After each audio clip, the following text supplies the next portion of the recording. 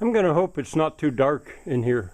I don't think it is to see this. I've just loaded my pickup with the last of the hay that I'm going to get. But this is the inside of a typical Pennsylvania bank barn. Beautifully preserved. This barn is probably about 150 years old.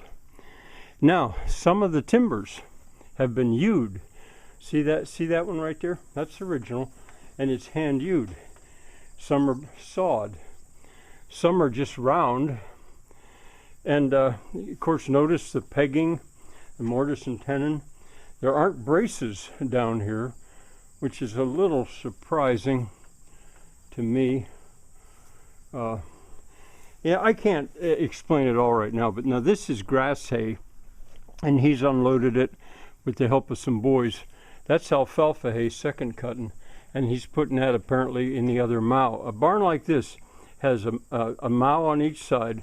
My father-in-law, my wife's husband, was one of the last dairy farmers in Dutch Corner, and he had a barn exactly like this, not in quite as good shape, but they're just beautiful. Now see, that timber was saved from some other barn, and so now that one over there, you can see those marks, funny looking marks. They're to receive rafters. That timber, that beam comes out of another barn, an older barn, probably the same as this one, hand hewn, possibly in this very same place. You can see the same marks on the beam going along there where the rafters come down. Now there's a splice over the post. No, that's not a splice. Anyway, just it's such beautiful work. And I wanted to point out, and see that started to expand, so they fish plated it. I think that's what you call that. Here, I'm going to pause. Okay, I'm ready to go again. You maybe can see that beam there was also rolled. Well, it wasn't rolled over, but it was reversed or rolled one time. That's original to the older barn as well. Now I'm gonna and that one over there. I climbed down because I wanted to look a little bit further here.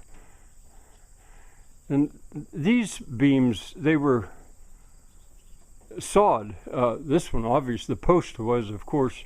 Now the rafters were not sawed at all. They might have been hewed a little bit on the top, or maybe run past the saw one time. But you see, they're still round, and the purlins were sawed.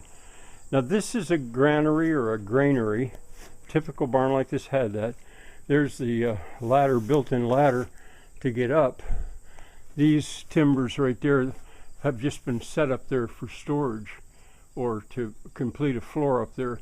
You can see that was hand hewn, and that was out of another barn. It's not even doing a function really. That also was hand hewn, and it's a little hard for me to explain where that came from in that other barn. Now over here, you can see that they cut that beam out and then supported a little bit. Why would they do that? Well, because there's a hay track up there. I'm going to get down on the floor, I think. Here I am on the barn floor. That's what this is called. This is the barn floor down here. That's the mow over there. This is the mow over here. And I was pointing out that beam was sawed out. Well, it was because up there, do you see that steel track? That was a fork that would lift the bales loose originally over there and then drop them. And so it would be in the way. So they took a chance and cut that beam out. Now there are braces on the end, and there's braces going this way. I'm sure there's as many braces as are needed. Oh, I could go on about this barn, I guess.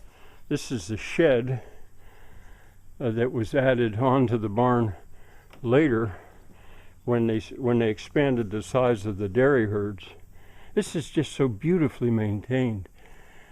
So my praise to Dean. He and his wife are both children of dairy farmers from Dutch Corner.